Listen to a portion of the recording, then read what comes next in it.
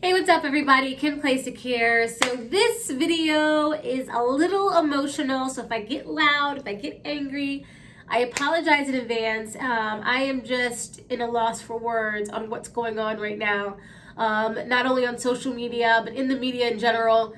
We see a lot of bias often, right? And we know that Democrats usually don't get the fair shake that we see a lot of Republicans get. Governor of Virginia, Northam, still in office even after his blackface scandal. Governor Cuomo in New York.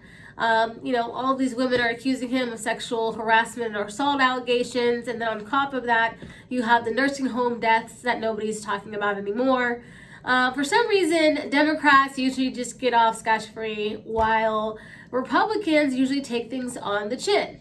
So, I know that usually happens because of the bias and the way the media is set up, and that's why as conservatives, when I saw a lot of people saying, Cam, you're going on Fox News, but we don't like Fox News right now, so we're not watching.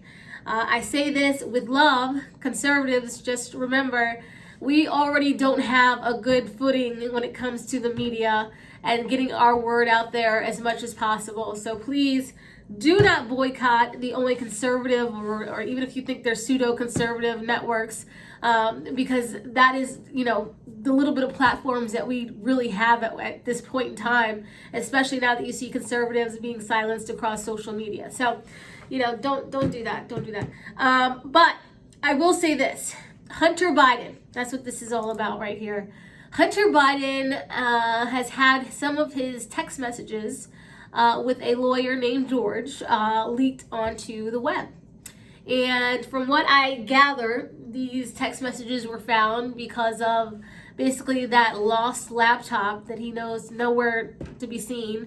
But these text messages supposedly came out. And in these text messages, he goes back and forth with his lawyer, who is a white guy, and calls him the N-word over and over again. And he even goes off to say, I hope you're not charging me those Hennessy rates. I don't even know what that means. I'm black, and I have no idea what that means. But if you know, please leave that down in the comment section. But here's what's so confusing. He drops the N-word time and time and time again. And on Twitter right now, you have people that are defending this guy that are on the left, saying, oh, well, he's not in political office. He's not actually the president. Like, imagine, if you will, if Donald Trump Jr. or anybody else on the right was dropping the N-bomb in text messages and trying to be cute and funny with their white lawyer. Do you know what would be happening right now? Do you know all of the things that would be canceled? Do you know all of the advertisers, whoever's working with whom, if they have business anywhere? Do you know the meltdown that would be happening right now? But that's not the end of it. That's what I find so interesting. As we talked about the woman Mara Gray, who is triggered by American flags, she, on MSNBC and a New York Times contributor, is saying, or even, putting their foot down and saying, yes, what she said was taken out of context. She didn't mean that the American flag itself triggered her.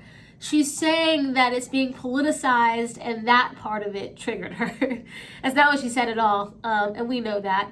But just think about that for a second. The extreme leftists are arguing that the American flag is racist, but the N-bombs being dropped by Hunter Biden is excusable. Think about that. We have gotten to a point where we are taking manufactured racism over actual racism. That to me is just downright disturbing. But it's 2021. Nothing is shocking.